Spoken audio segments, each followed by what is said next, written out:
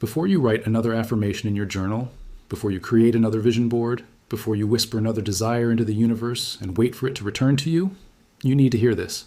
Because what you have been sold as a self-help practice, what has been packaged in pastel colors and sold on TikTok and in best-selling books, what Oprah endorsed and millions of people practice every single morning, it did not begin in a motivational seminar.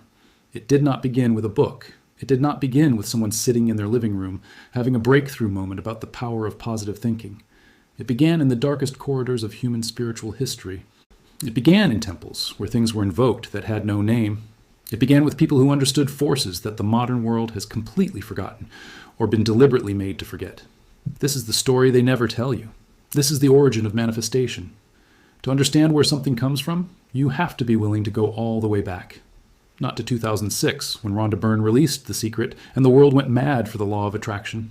Not to the early 1900s, when American authors were writing self-help books with titles like The Science of Getting Rich. Not even to the 19th century, when a mysterious Russian woman named Madame Blavatsky was traveling the world, channeling spirits and writing documents that would quietly restructure the spiritual beliefs of an entire civilization. You have to go back much further than that. You have to go back to ancient Egypt. In ancient Egypt, the relationship between thought and reality was not a metaphor. It was not a motivational concept.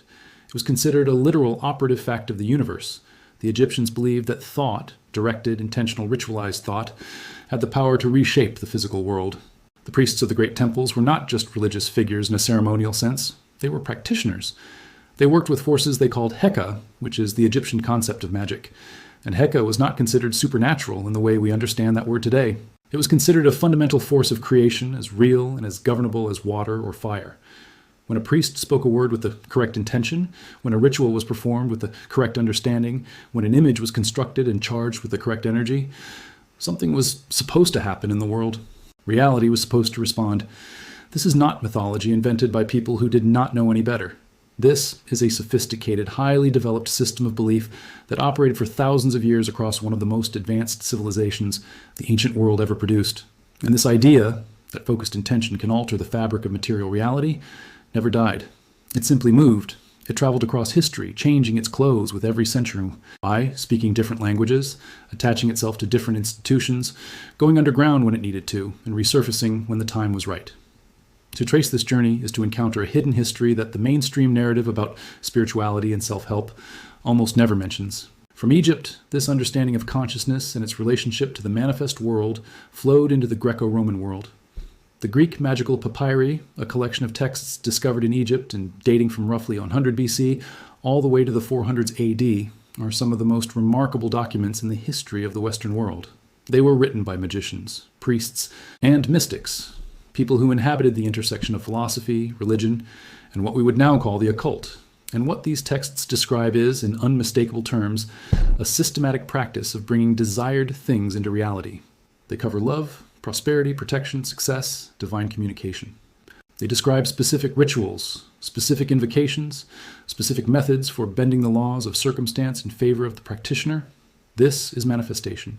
This is exactly what people are doing today when they script in their journals or recite their affirmations, except today's practitioners have no idea they are performing a highly simplified version of something that ancient priests took decades to master. The Hermetic tradition is another essential thread in this history, and it is probably the most important philosophical lineage connecting the ancient world to what eventually became the modern manifestation movement.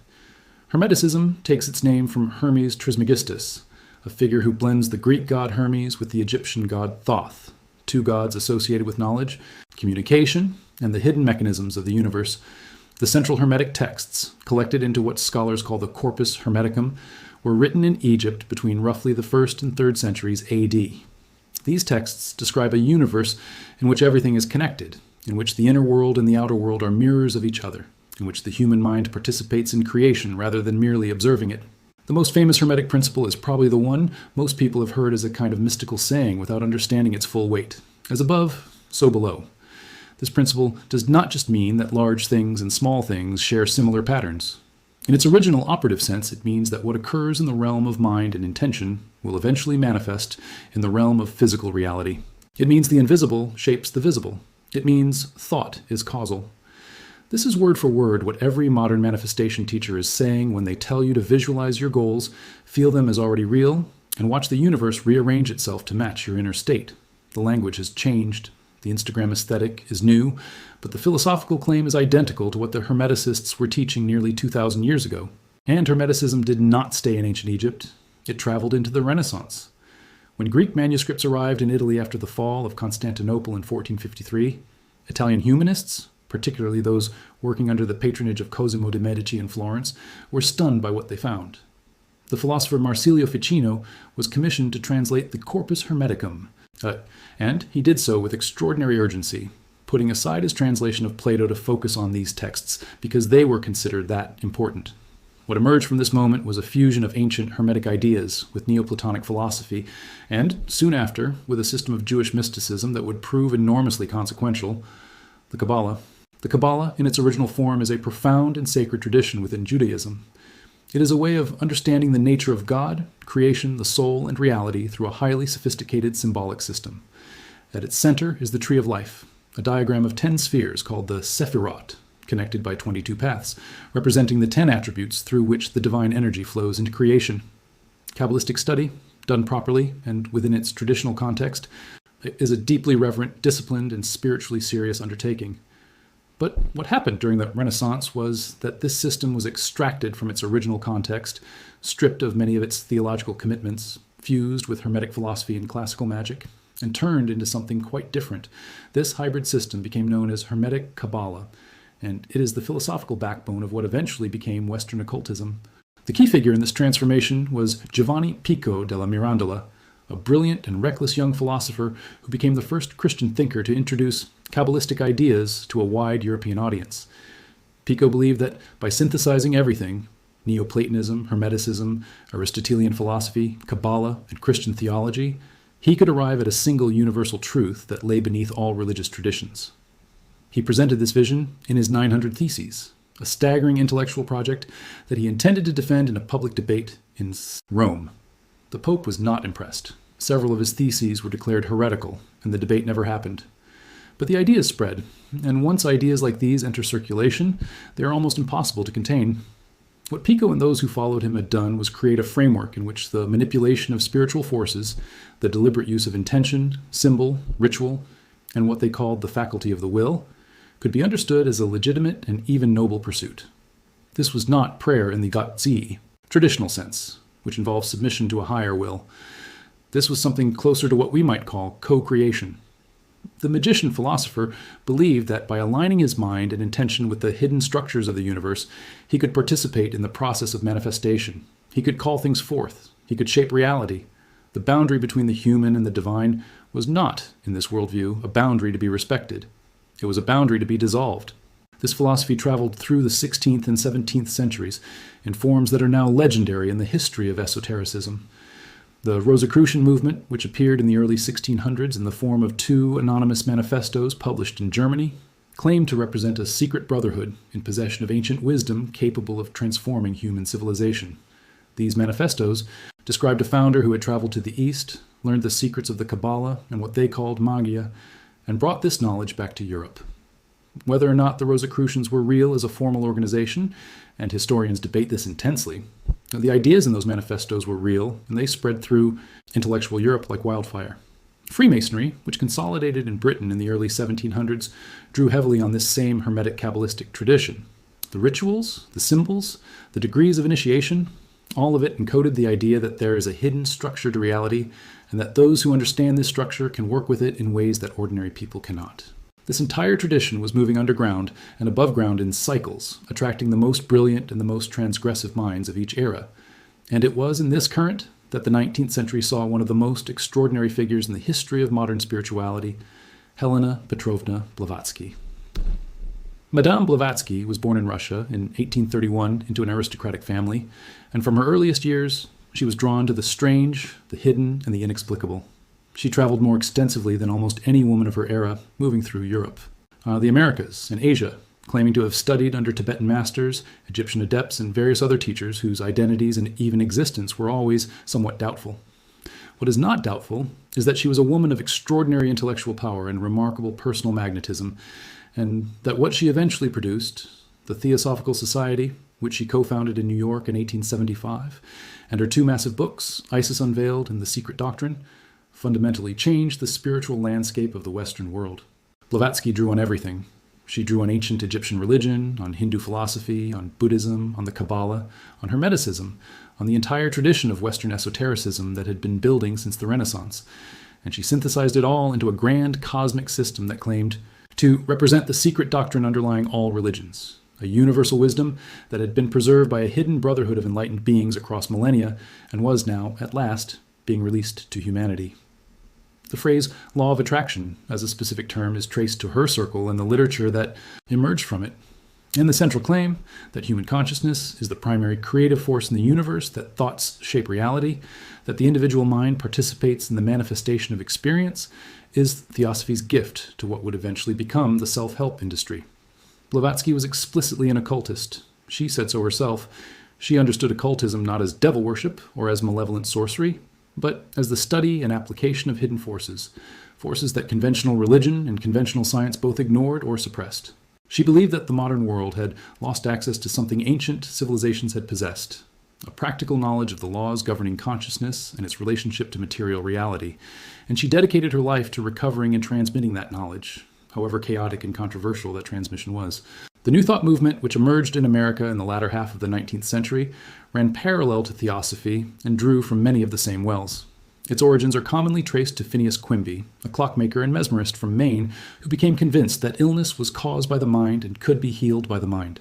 His patients included, famously, Mary Baker Eddy, who went on to found Christian Science, a movement built on the idea that the material world is ultimately subordinate to mind. But New Thought was broader than any single denomination. It produced a vast literature of books, lectures, and pamphlets, all carrying variations of the same message. Your thoughts create your reality. Your mind is more powerful than your circumstances. Focus on what you want, and the universe will provide it.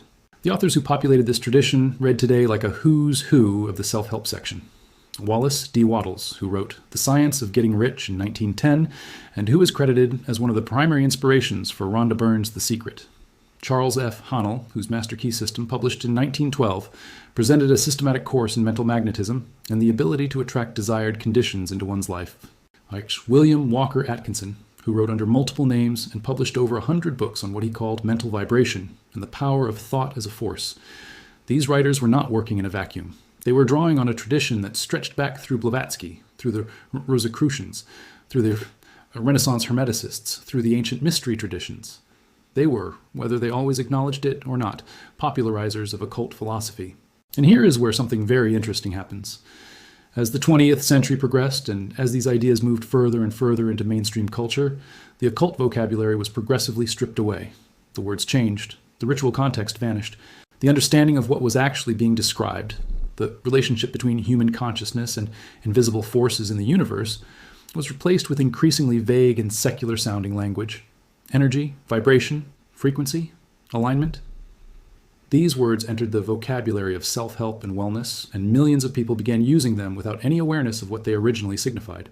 Napoleon Hill, whose Think and Grow Rich was published in 1937 and has sold tens of millions of copies, describes in the book a concept he calls infinite intelligence, a universal mind that the practitioner can tune into and from which ideas, resources, and opportunities can be drawn. He describes what he calls a mastermind group as a practice of aligning individual minds to create a collective psychic power greater than the sum of its parts. He describes the subconscious mind as the medium through which desire is communicated to this universal intelligence. The language is carefully chosen to sound secular, practical, businesslike, but the structure is unmistakably occult. Infinite intelligence is another name for what the Hermeticists call the divine mind. The mastermind is a form of what was once called a magical working group. The transmission of desire through the subconscious is exactly what older traditions called ritual intention setting. The same pattern repeats throughout the 20th century. Norman Vincent Peale's The Power of Positive Thinking, published in 1952, brings the ideas even further into mainstream Christian culture, wrapping them in the language of prayer and faith while preserving the core claim that focused thought can alter circumstance. Earl Nightingale's The Strangest Secret, one of the best-selling recordings in the history of the spoken word, reduces the entire tradition to a single line. You become what you think about. The ancient, complex, ritually sophisticated practice of working with the hidden forces of consciousness and reality has, by the mid-20th century, been boiled down to a motivational slogan. Then came 2006. Then came The Secret. Rhonda Byrne, an Australian television producer, had been going through a personal crisis when she encountered the original 1910 book by Wallace D. Wattles. She followed the trail of ideas backward through the New Thought literature, and what she assembled from this research was a documentary film and accompanying book that presented the law of attraction as a universal principle, as powerful and as real as the law of gravity, and as accessible to anyone willing to apply the three-step process of asking, believing, and receiving. The Secret sold over 30 million copies. It was translated into dozens of languages. It was discussed on Oprah, endorsed by celebrities, and absorbed into the spiritual practice of people on every continent. And it stripped the tradition to almost nothing. The occult roots were invisible. The philosophical depth was gone. The understanding of what these forces actually are, where they came from, what tradition they belonged to, what responsibilities they came with, none of that was present. What remained was a consumer product. Ask the universe for a parking space. Visualize the check in your bank account. Feel gratitude for things you don't yet have. The Secret took a tradition that had been passed through mystery schools and occult lodges and philosophical fraternities for centuries and turned it into a motivational poster. This is not incidental. This is, depending on how you look at it, either a tragedy or a conspiracy, because the people who originally worked with these ideas understood that they were working with forces that could not be reduced to positive thinking. The ancient Egyptian priest performing a Heka ritual understood that he was engaging with something far more serious than attitude adjustment. The Renaissance Hermeticist, who spent years studying the Corpus Hermeticum and the Kabbalistic Tree of Life, understood that knowledge of these hidden laws came with enormous responsibility. The occultist initiate in the Hermetic Order of the Golden Dawn, a society that counted among its members W.B. Yeats and Aleister Crowley, underwent years of systematic training before being trusted with higher teachings about the nature of consciousness and its relationship to reality. The modern manifestation movement knows none of this. It cannot know it because it has been deliberately separated from its origins. And without that context, what you have is people working with forces they do not understand, using simplified techniques derived from traditions they have never heard of, aiming for material goals that the original traditions would have considered a profound misuse of the knowledge. Because here's something the ancient Hermeticists and Kabbalists understood that Rhonda Byrne does not tell you. The same principles that can be used to attract wealth and success can be used for other things entirely. The same mental and spiritual mechanisms. The same claim that consciousness shapes reality. The ancient magical papyri from Egypt covered not only love and prosperity, but also binding, cursing, coercion, and control. The Qliphoth, the shadow structure of the Kabbalistic Tree of Life that most people in the New Age world have never heard of, represent the darker dimensions of the same forces that the Sephirot, the Tree of Life, represent in their positive aspect. Every tradition that ever worked seriously with these ideas understood that there were two edges to this sword. Every genuine initiate was taught that the same power that heals can harm, the same force that attracts can repel, the same knowledge that liberates can corrupt. This dimension of the tradition is entirely absent from modern manifestation culture. And its absence is not neutral. When you remove the understanding of darker forces from a teaching about how consciousness interacts with reality, you do not make the tradition safer. You make the practitioner more vulnerable. Because the forces do not go away just because you have stopped believing in them. The universe, as described by the original tradition, is not a vending machine that dispenses blessings to people with good vibes. It is a vast, complex, morally indifferent system of forces that human consciousness can engage with, for better or for worse, wisely or unwisely, with understanding or without it. There are those who argue, from a religious perspective, that this entire tradition is demonic at its root, that what Blavatsky was channeling was not ancient wisdom, but spiritual deception, that what the New Thought authors were describing as infinite intelligence is not God, but something much darker wearing the robes of enlightenment. Whether you accept this interpretation or not depends on your theological commitments. But what is not deniable is that the tradition emerged from circles that were explicitly anti-Christian, that its founders were working with energies they understood as pre-Christian and non-Christian, and that the modern repackaging of these ideas as wholesome self-improvement has completely erased this context. Consider what Blavatsky herself subscribed to. She was part of an anti-Christian current within Western esotericism. Her own biographers and the scholarly literature on her work say this clearly. A current that believed Orthodox Christianity had suppressed the ancient wisdom, and that this wisdom needed to be recovered and revived. Consider that the Hermetic Order of the Golden Dawn, the occult society that shaped so much of 20th century esotericism, practiced ritual magic, invocation of spiritual entities, and systematic alteration of consciousness through initiatory experience. Consider that Aleister Crowley, who came out of the Golden Dawn and went on to establish his own system called Thelema, explicitly sought to create a new religion for the coming age, a religion built on the sovereignty of the individual will over all external moral authority, including the divine authority of any traditional god. His famous dictum, "Do what thou wilt shall be the whole of the law," is the logical endpoint of the same philosophical trajectory that begins with the claim that your thoughts create your reality. If consciousness is the ultimate creative force, if the individual mind participates in the manifestation of all experience, if there's no external authority greater than the power of focused intention, then the individual will become, in effect, God. This is the dark heart of the tradition. This is what all the pastel-colored vision boards and abundance affirmations are, whether their practitioners know it or not, downstream of. And now consider that this tradition is practiced in its watered-down consumer form by hundreds of millions of people worldwide. Most of them are decent people looking for a sense of agency in a confusing and difficult world. Most of them have no idea where any of this came from. They have been given a set of tools whose origins have been hidden from them, whose deeper dimensions have been stripped away, and whose most serious implications have never been discussed in the spaces where they encountered these ideas. You are allowed to practice manifestation. You are allowed to believe in the power of intention. But you deserve to know what you are actually dealing with. You deserve to know that the practice you found in a self-help book has a lineage that runs through occult lodges and mystery schools and ancient temples where things were done and invoked that bear no resemblance whatsoever to writing in a gratitude journal. You deserve to know that the teachers who originally possessed this knowledge considered it dangerous enough to guard it behind years of initiatory training. You deserve to know that the sanitized, commercialized version of this tradition that has been handed to you is missing the most important parts. The parts that provided context, responsibility, caution, and genuine understanding. The ancient Egyptians who worked with Heka understood that the forces of creation are not morally neutral, and they built their entire religious and ethical system around the proper relationship between the human will and those forces. The Kabbalists who built the Tree of Life understood that every positive force has a negative shadow. And they spent lifetimes learning to navigate that reality with precision and humility. The Renaissance Hermeticists who studied as above, so below understood that this principle applies in both directions, that the inner world can shape the outer world, but also that the outer world shapes the inner, and that working with these laws without wisdom is like handing a child a scalpel. What the modern manifestation movement has given the world is the scalpel without the medical school. And that is the dark secret that nobody in the industry, not the coaches, not the course creators, not the best-selling authors, has any financial incentive to tell you. Because telling you the full story would make the practice much more complicated. It would introduce doubt, caution, responsibility. It would require historical and philosophical literacy that takes years to develop. It would make the whole thing much harder to sell. So instead, you get the 3-step process. You get the vision board, you get the journal prompts, you get the TikTok videos with soft music and aesthetic lighting telling you that the universe is responding to your energy. And the ancient tradition that produced these ideas, the tradition that knew the universe is far more complex and demanding and dangerous than any of this suggests, continues to be buried under layers of commercial spirituality, safely hidden from the very people who are now unknowingly practicing it every day.